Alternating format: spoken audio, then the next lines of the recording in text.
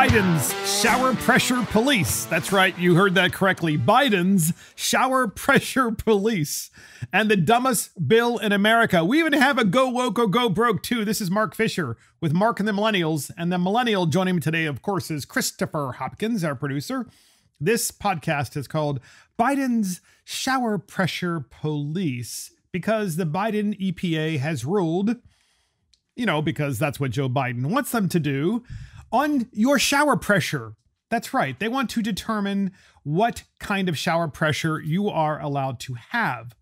So in CBS News, it reports as follows. So much for Donald Trump's quest for perfect hair. You gotta love this, right?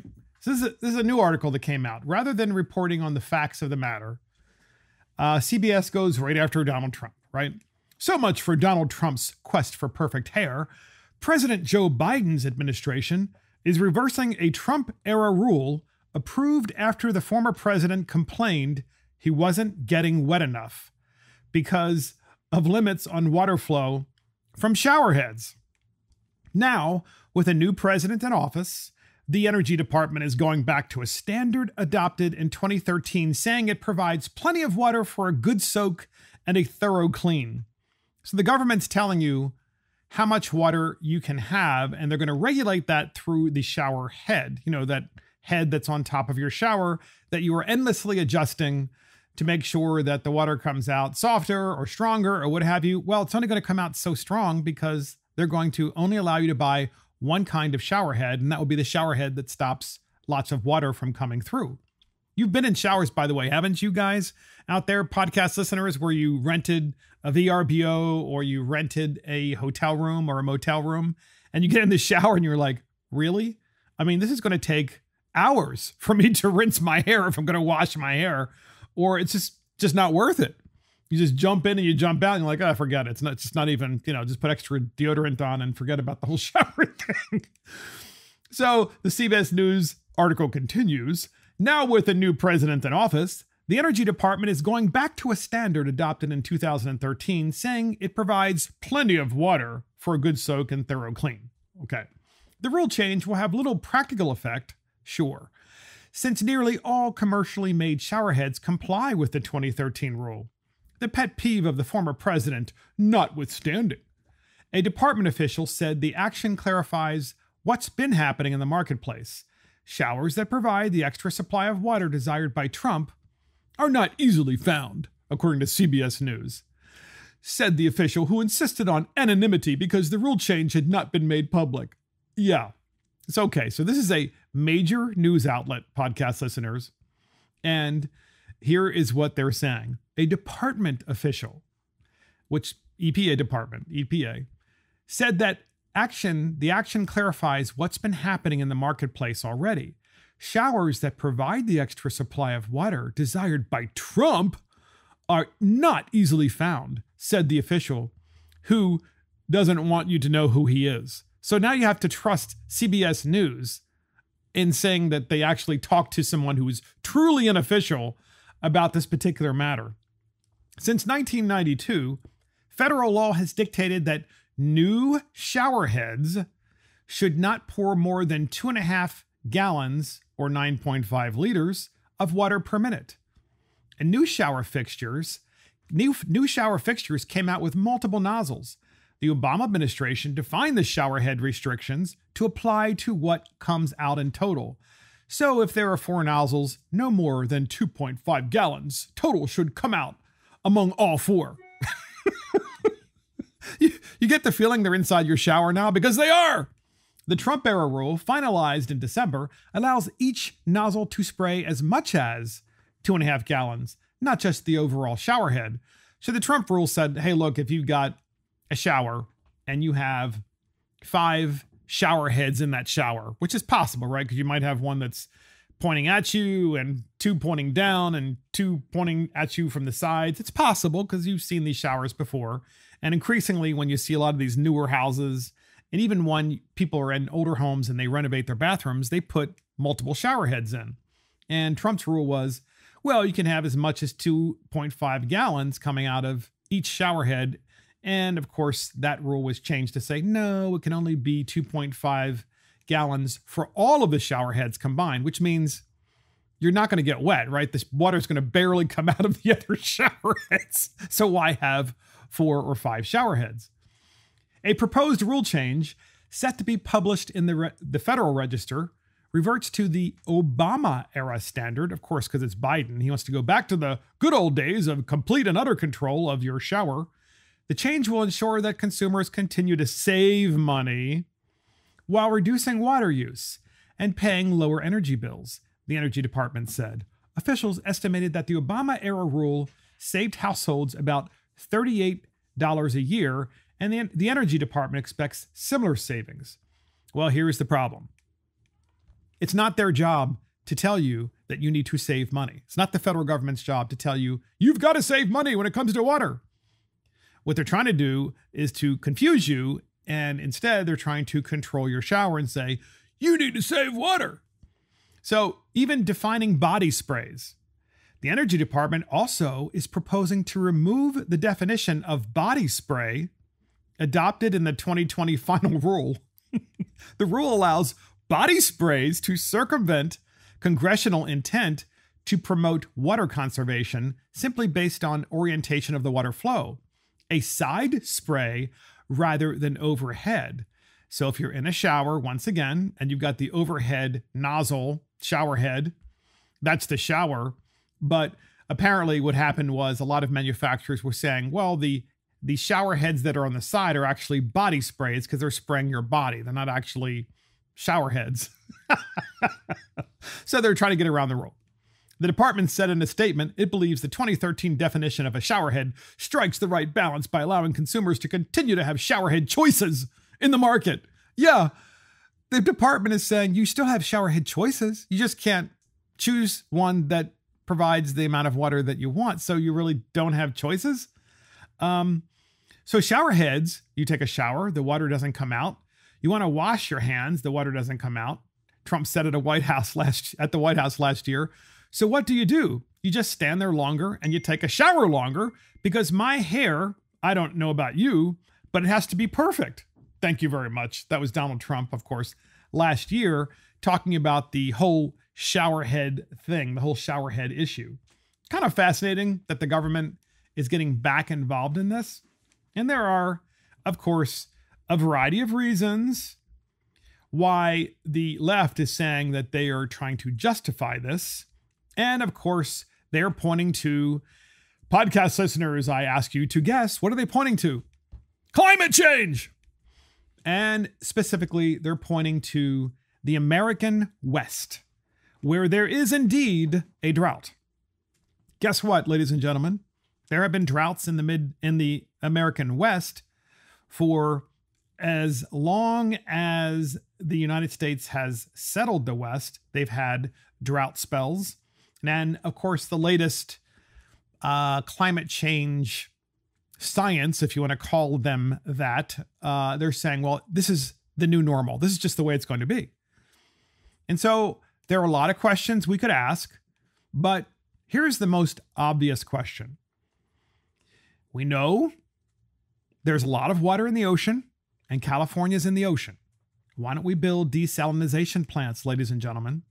If we don't want to drain dry the Colorado River, then why don't we build desalination plants? They're supposed to be phenomenally expensive, but the idea that we don't have solutions, that the only solution is to let forests completely burn down and catch on fire because they're so dry, to let entire neighborhoods burn down, to tell people that they can't use enough water in their shower. Look, there's another issue here too, and that is that as reservoirs continue to drop in the amount of water they have, right? You have, Lake Mead in the greater Las Vegas area, and the actual lake is clearly appears to be running out of water. What quality of water is left since you really haven't had rain in so long? And you're drinking that water and you're showering in that water.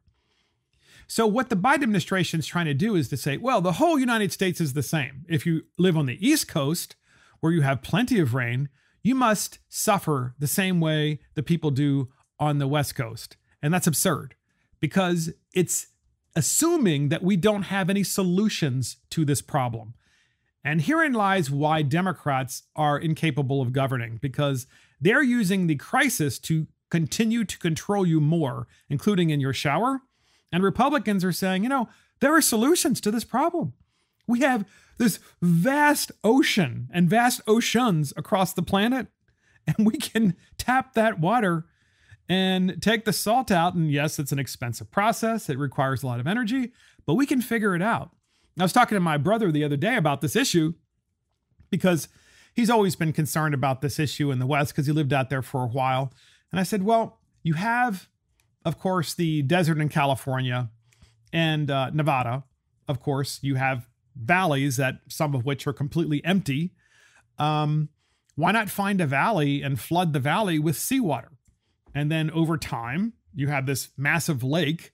And over time, in theory, I would think the salt would fall to the bottom and the desalinization process might cost a lot less. And of course, his question was, and it's a good one, well, wouldn't that cost a lot of money to pipe the water there? And I think, yeah, it would cost a lot of money to build that pipe. We built pipelines and sent oil from one country to another and from one side of the country to the other side of the country. Why can't we do the same thing with water and flood a valley? And flood that valley with the water from the sea, the ocean water, granted. And then that's how we create new sources of water. It's one of the ways. Look, for the engineers out there, you might have better solutions, but this underscores, I think, the point that I'm trying to make, and that is we have solutions. Those solutions exist. And the solution needs to stop using water. You're bad for using water. You shouldn't be taking 2 showers a day. In fact, you may not want to take a shower except for once a week. That's coming next, ladies and gentlemen. It's coming next. You know it. The same government that can reach into your shower and tell you that you can only use a certain amount of water per shower will be the same government to tell you you can only take 1 shower per day and then eventually 1 shower per week. And they're going to say the whole country's the same, right? The East Coast, which has plenty of water, is the same as the West Coast, which clearly does not. But meanwhile, California's on the ocean. And you have valleys everywhere that you can flood one of those valleys or 2 of those valleys and then continuously do so with piping from the ocean and then have massive desalinization plants. Since you're in the desert where you would be doing this, you could use renewable energy in part to power the desalinization plants, right? So liberals, progressives, why don't you come up with a solution for change instead of control? But it's always about the control, always about the control. And everybody knows it. So you ever hear of an eco-terrorist collaborator? Well, the Biden administration wants to nominate an eco-terrorist collaborator. It's kind of hard to imagine that they would actually want to do this, but there's an article on Fox News and it says things keep getting worse for Biden BLM nominee Tracy Stone Manning. One of the 2 men convicted in the 1989 tree spiking plot says that Stone Manning knew in advance of the plans. And so, first of all, tree spiking, I had to have one of my aides look this up, by the way. And tree spiking apparently is when you put nails or steel spikes inside of trees throughout them.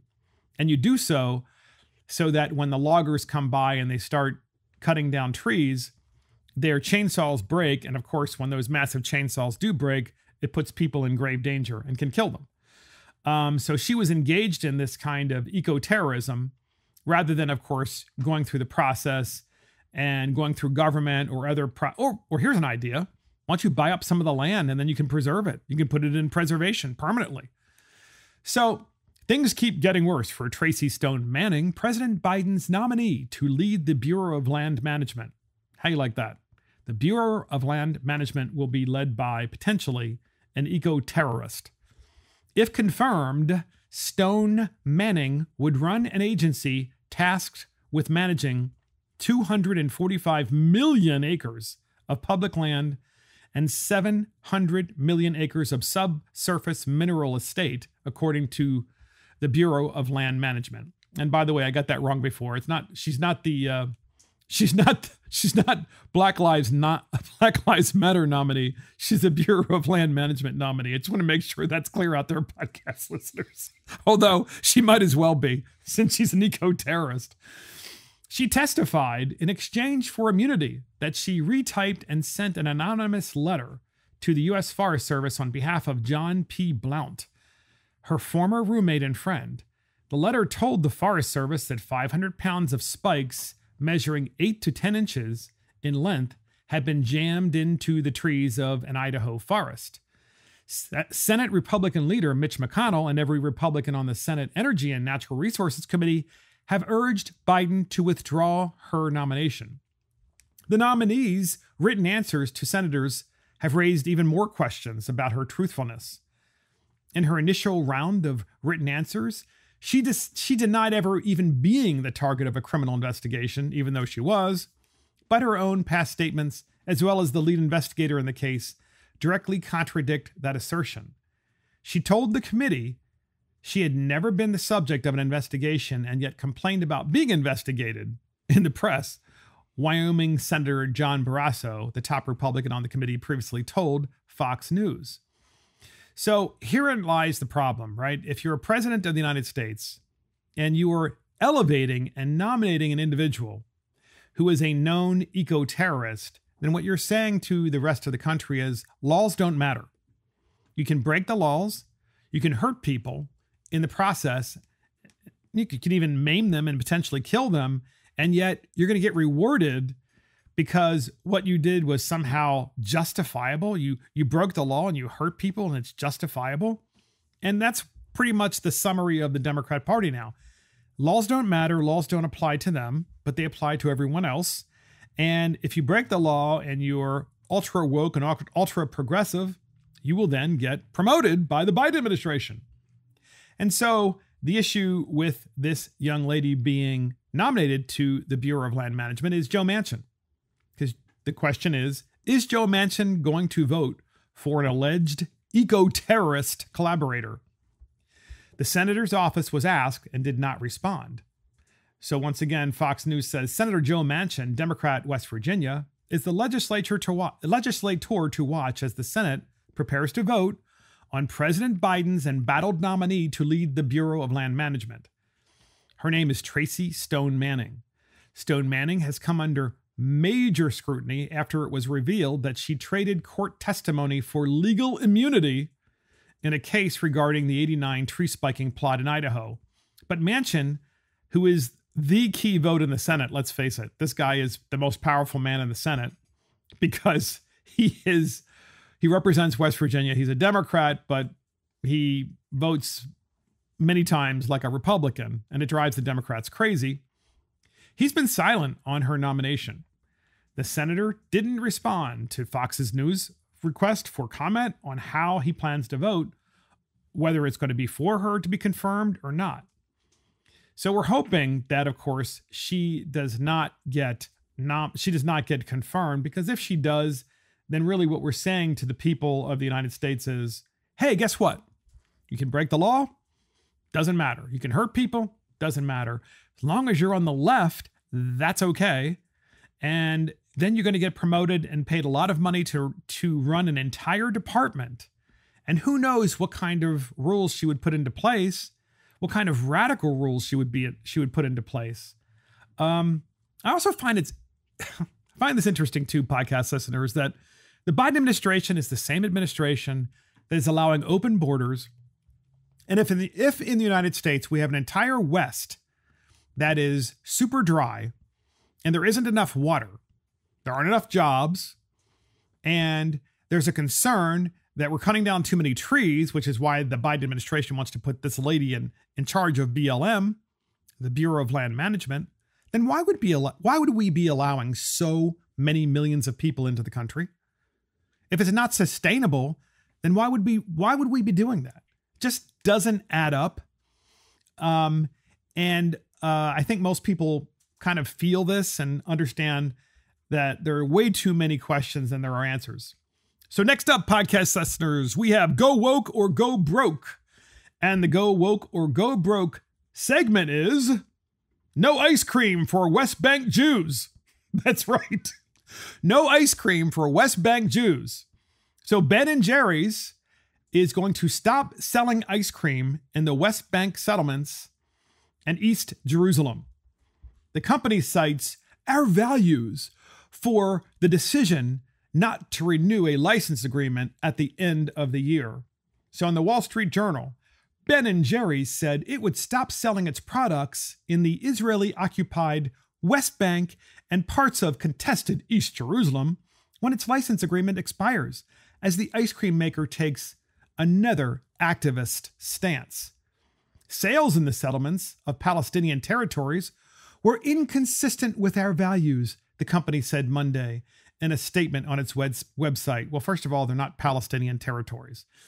Israeli Prime Minister Naftali Bennett denounced Ben & Jerry's move. Quote, "This decision is morally wrong, and I believe that it will become clear that it is also commercially wrong," he said on Twitter. Ben & Jerry's, a unit of Unilever, by the way, being this massive corporation that makes all kinds of things from soaps to shampoos, foods, kind of you name it, it's just massive. Well, they bought Ben & Jerry's a number of years ago. And naturally, they're super woke. Unilever won't renew its agreement with its licensee in Israel, which manufactures and distributes the ice cream in the region. The company said that after the agreement expires at the end of next year, it will make a different arrangement to stay in Israel. Israel captured East Jerusalem and West Bank in the '67 Mideast War. Around 700,000 Jewish settlers live in those areas now. Israel considers East Jerusalem as part of its capital, while Jewish settlements in the West Bank are still technically under military occupation authority. In practice, though, the settlements are treated largely the same as the rest of Israel and supported by the government. You might want to add there to Wall Street Journal that the '67 war resulted because Israel was attacked and invaded. Commenting on Ben & Jerry's step, the Israeli foreign minister said, "The decision is immoral and discriminatory as it singles out Israel, harms both Israelis and Palestinians, and encourages extremist groups who use bullying tactics." I have to say that again. Commenting on Ben & Jerry's step, the Israeli foreign minister said, "The decision is immoral and discriminatory as it singles out Israel, harms both Israelis and Palestinians, and encourages extremist groups who use bullying tactics." Israel's foreign minister, Yair Lapid, said he would ask more than 30 U.S. states to enforce laws passed in recent years requiring states to divest from companies that boycott Israel. This is interesting, okay, podcast listeners, because a couple of years ago, I had a bill that I did not put in and drop into session, which means I did not actually enter the bill, but I had it drafted, and it dealt with the idea of Airbnb not being a choice that would be allowed by state office holders or by anyone who worked for the state of Maryland. So what does that mean? Well, Airbnb is doing the same thing. Airbnb is not allowing people who live in those same areas of Israel to list their properties and rent them. Because Airbnb is saying, well, it's occupied territory. And the Wall Street Journal even says pro-Palestinian activists have long campaigned to get companies to boycott Israel settlements, but few companies have recently taken the move. In 2018, Airbnb said they would remove all listings on their website in Israeli settlements, only to reverse the move a few months later following intense pressure from the Israeli government and a lawsuit in a federal U.S. court. So the same thing here needs to happen in Ben & Jerry's, which is, guess what? Each state legislature can pass a law saying that the state pension funds will not buy Unilever stock. They will not hold Unilever stock. Now imagine if just 25 of the states in the country decided to divest their stock of Unilever stock. I'm sure they all have a little bit of it. I mean, it kind of makes sense. But imagine one more thing. Imagine if they decided in those states to pass legislation additionally that prohibited any kind of state assistance to Unilever. What kind of assistance? I don't know, tax credits, So tax abatements, other kinds of assistance for Unilever. And guess what would happen? Unilever would stop doing exactly what, this is what has to happen, because corporations should not be involved in policy making and making these ridiculous political statements such as what they're trying to do in Israel. And the Daily Wire even said, leftist Ben & Jerry's targets Israel. We won't sell ice cream in Judea and Samaria. Ben & Jerry's ice cream, named for its two leftist founders and owned by Unilever since 2000, announced on Monday that they would no longer sell ice cream in the two ancient biblical parts of Israel, Judea and Samaria. So this is also an insult to the Christians throughout the world too, right? Because when you talk to the Christians in the United States, they don't have a problem with Israel, and they don't have a problem with, the fact that these very sacred biblical areas are fundamentally controlled by Israel, which is fundamentally controlled by, of course, the Jewish people. And yet, for some reason, you have this lingering anti-Semitism of Airbnb and of Unilever. And it's kind of fascinating because they don't really want to talk about the Palestinian issue, namely that, the Palestinians, for whatever reason, don't seem to really want to make peace and to move themselves into the 21st century. And I know that's a general statement, but they have very bad leadership in the Palestinian areas.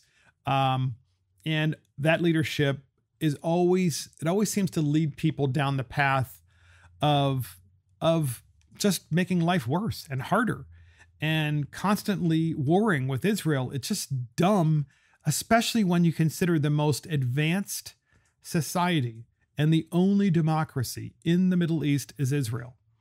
And that's why we in the United States must continue to stand closely by Israel, because Israel, in my opinion, reflects our values, and we want those values to be the values to be adopted, the American values of democracy to be adopted by the Palestinian people. Namely, put down your swords and start growing things, start making life better. It makes so much more sense. But the people, of course, at Unilever don't want you to buy ice cream in Israel because, they can obviously stop you if they really want to, and you're really bad, so you're not going to be able to sell Ben & Jerry's or buy Ben & Jerry's in Israel. So next up, podcast listeners, we have CNN reports about Fox host Pete Hegseth. So let's say that again. CNN reports about Fox host Pete Hegseth. That's quite a mouthful there. So Pete Hegseth, I think he was a former Navy SEAL, right? I think he's a former Navy SEAL. He was on Fox News in the mornings. I think on the weekends too. Fox News has brought in, a lot of new young hosts, I guess, for the next generation. Pete Hegseth is one of them. And he was talking about, election reform, and understandably so, and with someone from Texas, and it was a representative. His name is James Talarico. This is a representative who came from Texas to Washington because he didn't want to vote in Texas on the so-called, voter reform bill. He called it a voter repression bill, or suppression bill, a voter suppression bill. So Pete Hegseth somehow managed to get this guy on. And so CNN's started reporting about this, which is kind of fascinating.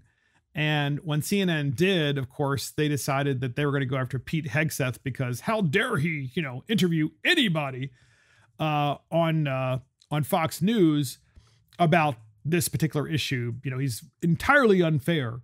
So anyway, we have a first clip up from, I think this is from CNN, and listen how they open their statement about this. Here it is. More than 50 Democrats traveled to D.C. to try to stop Texas Republicans from passing a new restrictive voting law back home. The Democrats are facing threats of arrest upon their return. The NAACP is offering to pay their bail if necessary. That's CNN.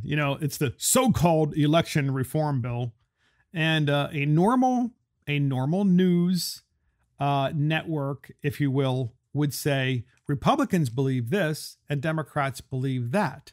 But instead, CNN, of course, is always heavy-handed and says, the so-called election reform bill. So immediately that tells you that they're not, of course, an actual news outlet.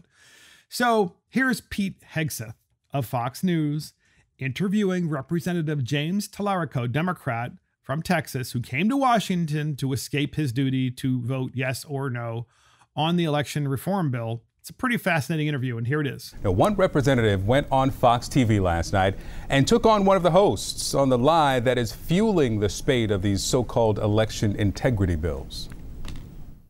You remember a second ago when I talked about the big lie? This is exactly what I'm talking about. And the reason that so many folks believe in this country is because folks like you get on television, James, every night and repeat the lie over and over again. We're not talking about that. You just went on national television and said you don't want voter ID, revealing exactly what Democrats. And it's so condescending to say that people can't get identification. Have you found someone in your district that can't get identification? You have made a lot of money personally, and you've enriched a lot of corporations with advertising by getting on here and spewing lies and conspiracy theories to folks who trust you. So Pete Hegseth, right? That's Pete Hegseth of Fox News interviewing Representative James Tallarico, who is a state representative in Austin. And James Tallarico is like, well, you know, you're spewing lies and you're just doing the work of the big corporations. And of course, Pete Hegseth is just asking a simple question. Who in your district can't get an ID? You're against voter ID, Mr. Tallarico, and you're saying it's because not everybody has one. So who in your district can't get one? Have you ever had a question from someone who can't get one? And I know we've talked about this many times before in this podcast, but this is the first time we've actually had one of these representatives from Texas who at least had enough guts to come on Fox News. But when you look at him, he's a young guy, and he's very, he's very full of himself. You can tell he's incredibly unaccomplished because he decides to not talk about the issue. Instead, he's spewing all of the Democrat talking points. And of course, he had his whole plan when he came on to Fox News with Pete Hegseth, because he decided, well, I'm just going to tell Pete Hegseth he's just a Fox corporate guy and he's all about, promoting the corporations. What does it have to do with voter ID? Nothing, of course. So you'll love this. So CNN covered this story. They decided this was a story. They decided the Pete Hegseth interview of James Tallarico was a story. So here's CNN with Representative James Tallarico talking about the interview. Here it is. I think it's less about the words we use in the meeting and more about our example. My colleagues and I have given up our time with our families. We've left behind loved ones who are sick and who need our help. One of my colleagues canceled her wedding in order to break quorum and kill this voter suppression bill. So we have made a sacrifice, but that sacrifice is nothing compared to the sacrifices that brave Americans have made throughout history to protect the sacred right to vote. So the sacred right to vote is under siege in Texas. And these representatives have had to sacrifice so much by going to Washington on a private jet and visit, of course, the senators, and I think they even visited Joe Manchin too, to ask him to help break the filibuster so they could pass the For the People Act, where it would be a national takeover of state elections. And one person had to even miss their wedding when they went to Washington, D.C. on the private jet to be able to avoid her responsibility in Austin, Texas, to actually vote on behalf of her constituents, yes or no. And James Tallarico, it's like, what does it have to do with anything? You have to sacrifice no matter what you do in life, no matter what your job is. Your job, James Tallarico, is to actually be in Austin, Texas and to vote. But you've decided instead to go to Washington. You're saying you've made such a sacrifice because when it take off, I made to go to Washington. And then, we had to visit all the senators and we had to talk to them. And, it just really wasn't fair. And so many sacrifices throughout history have been made for the right to vote. And the bad Republicans in Austin, Texas are taking away the right to vote. I'm just wondering at what point will people in the United States look at this and say, you know what, it's just a bunch of bullshit. And I almost never curse on this podcast because I just don't think it's necessary. But I have to in this particular case. At what point, podcast listeners, will the American people listen to these Democrats who are lying, stop listening to these Democrats at least, who are lying and saying that we're trying to take away their right to vote because you have to show a voter ID? At what point will the American people say it's bullshit? I mean, you know, at what point will they say this is stupid? This makes no sense. This is an insult to us. At what point? At what point will our nation finally heal over this issue, which is just a fundamentally simple issue of when you go to vote, just prove who you are. Pretty straightforward. And we've talked about this, I know, many times in this podcast, but it never ceases to amaze me how you'll get these young Democrats like James Tallarico, and they're able to hold on to power. They're able to hold on to power. They know what they're doing is that they know they're lying about this voter ID issue. They know it. They know what they're doing is wrong. But they also realize that they need to continue to motivate black voters and to convince black voters in particular that they are being discriminated against still at the polls, and somehow they're being cheated because they have to show an ID, or even if they were to show an ID, they're still going to be cheated, that somehow their vote and their franchise is going to be taken away from them. And it's just, the country can't heal as long as we have elected officials like this. It's just not possible. So my hope is that one day, you know, not only will we get an honest media, which would help a lot too, of course, where CNN, of course, just plays into this as like the so-called election reform bill, but also that we'll also get more honest Democrats who will understand that there are certain principles that we should all agree upon. And one of them is voter ID. So get this, podcast listeners, a member of Facebook's oversight board. That's right. Facebook has an oversight board.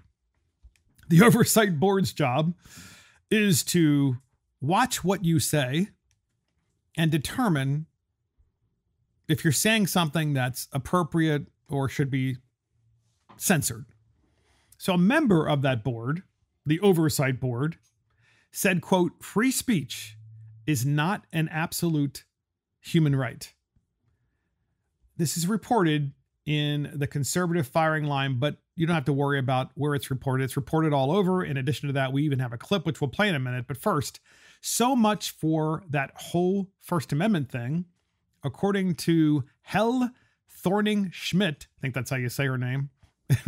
H-E-L-L-E. Is that Helly or is that just hell?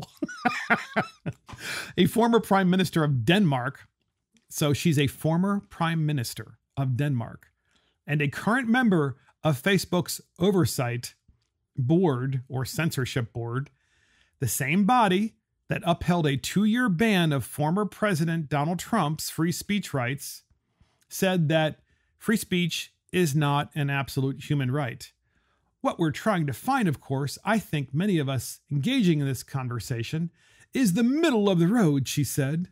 And she just goes on and on and on. Well, we have this clip, and here it is. And what we're trying to find, of course, I think many of us who are engaging in this conversation, is that middle road. How do you moderate content? And how do you find that balance between human rights and free speech, which is a human right, but also other human rights, because obviously free speech is not an absolute human right. It has to be balanced with other human rights. And that is what the oversight is there to do.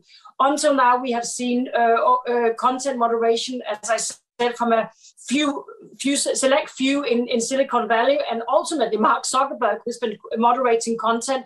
Now we have the oversight board, which is a completely new invention to do this work. And of course, I want to say that I think this is a very, very positive new way of doing it. I sure hope the millennials and the boomers out there listen to what this former prime minister of Denmark just said.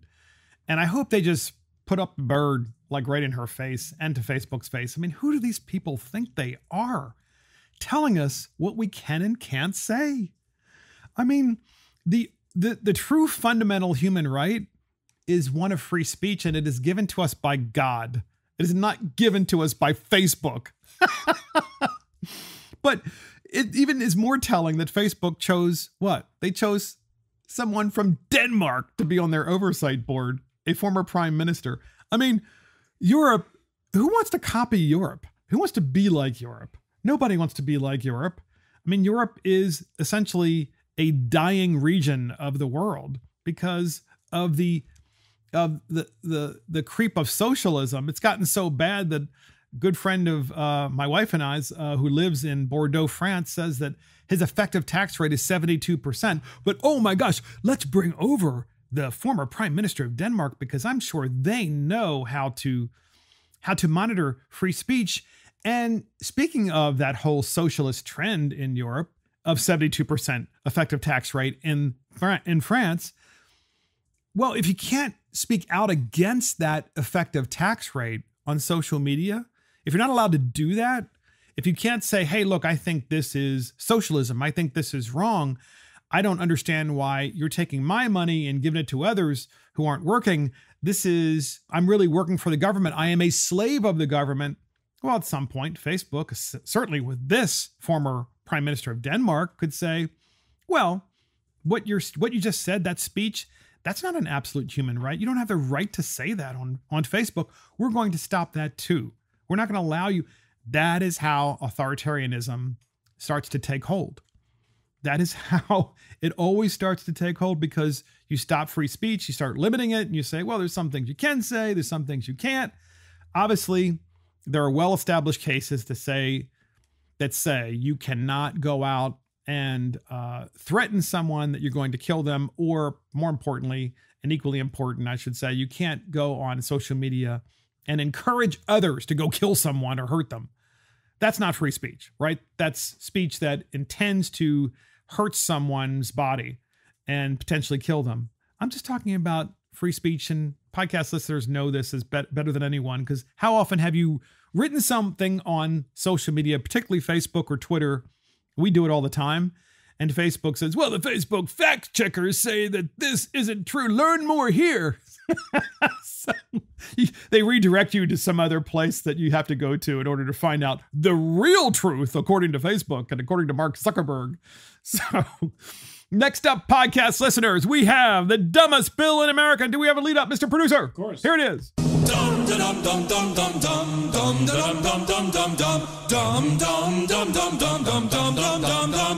And it's the dumbest bill in America, and it is California passes guaranteed income.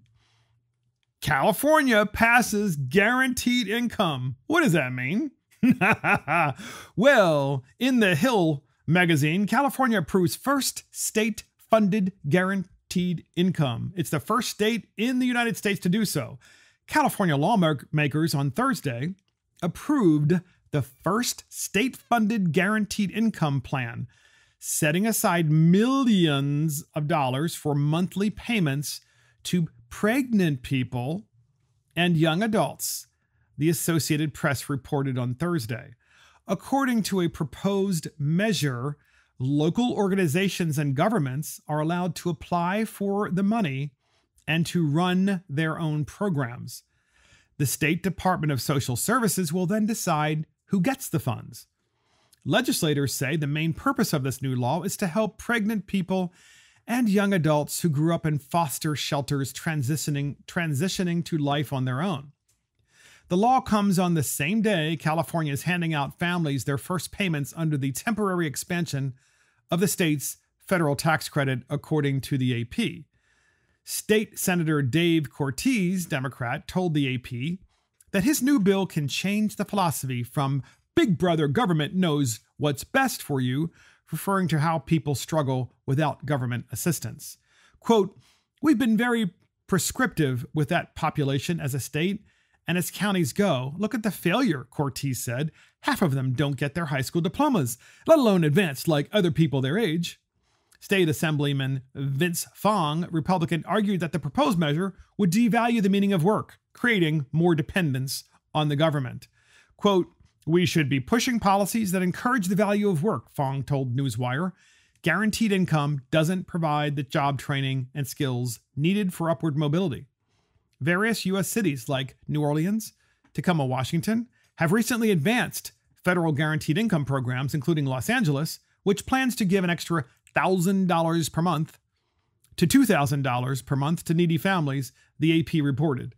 The law passed 36-0 in the state Senate and 60-40 in the Assembly, the AP noted. In other words, as far as I can tell here, all Republicans and Democrats voted for this bill. And I have to speak about how this probably happened, because this happens in my state as well. What the Democrats want in California, and what the Democrats want in Maryland, my state, and what the Democrats want across the country is universal basic income, which is the same thing as universal monthly guaranteed income. And why do they want this? Well, because they believe in socialism. And they don't believe in merit. They don't believe in working hard to get ahead. They don't believe in America as an exceptional country when you can get ahead if you actually do work hard and you do save and you do get an education and you do apply yourself. So they know they really can't get this bill passed on its own merits.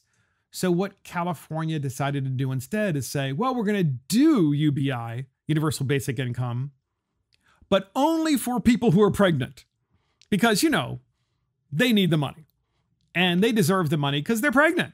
As if being pregnant or getting pregnant should be rewarded by free money.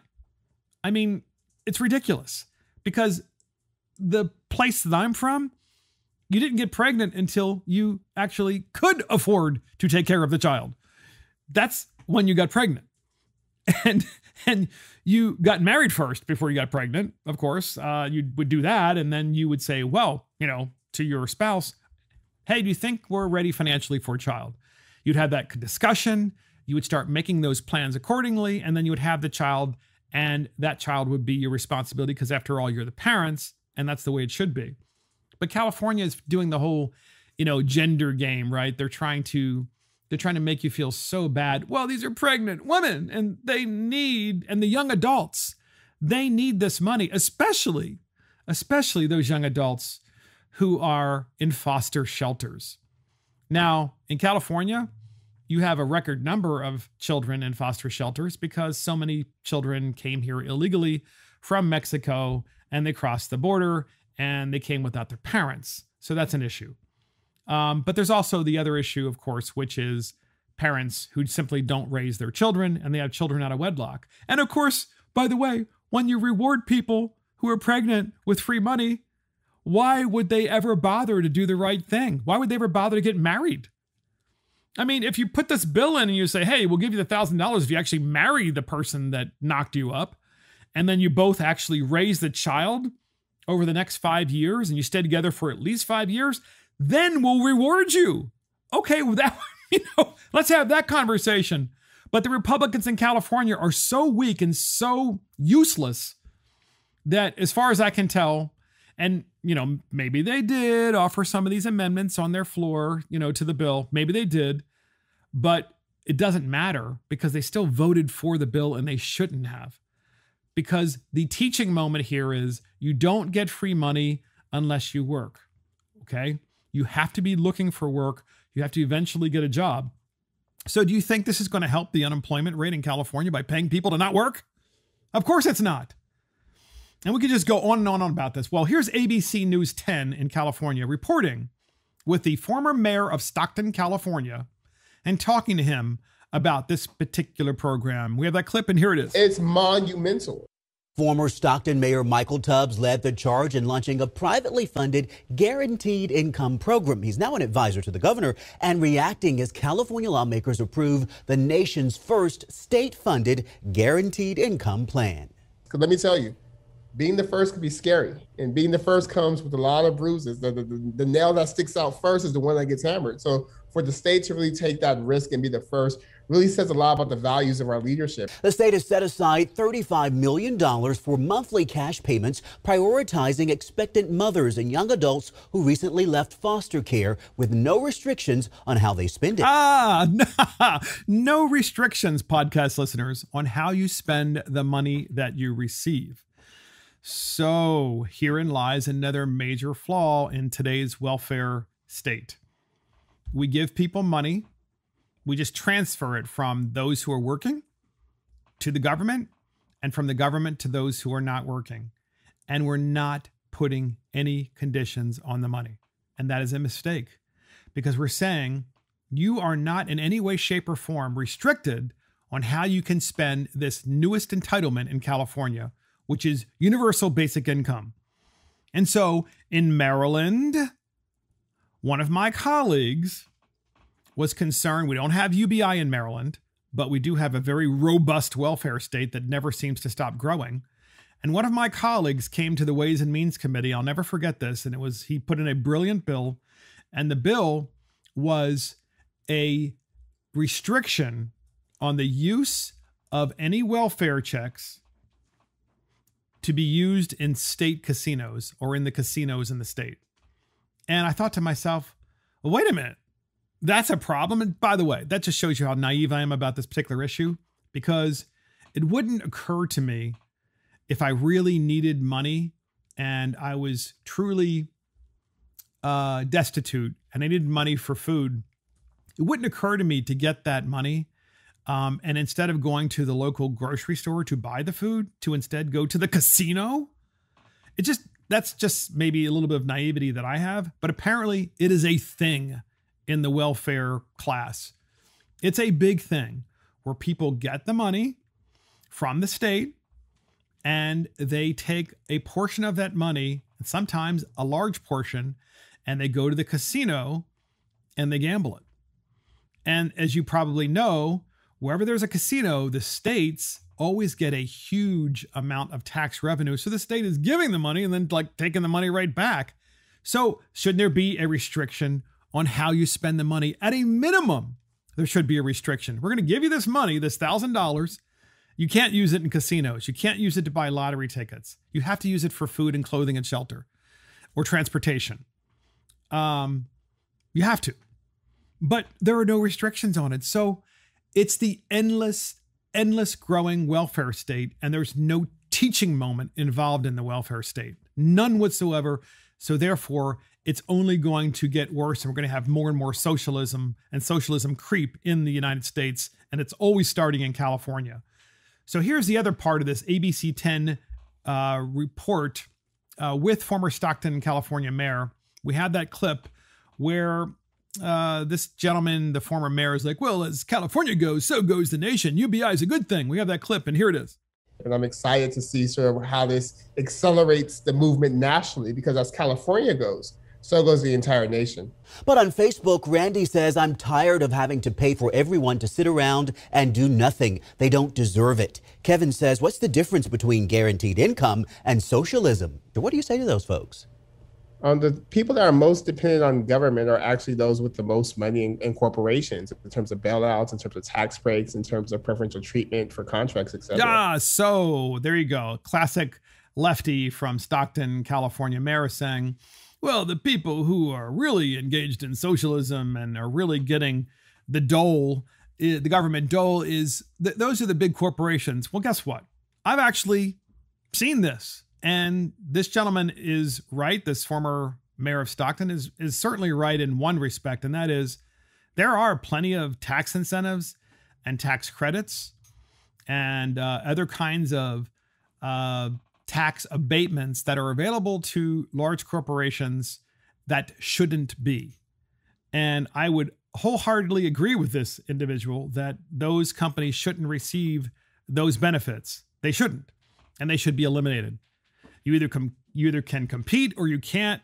And then that brings up the whole other issue, which is, well, why are there so many of these programs for corporations? Why are these handouts to corporations?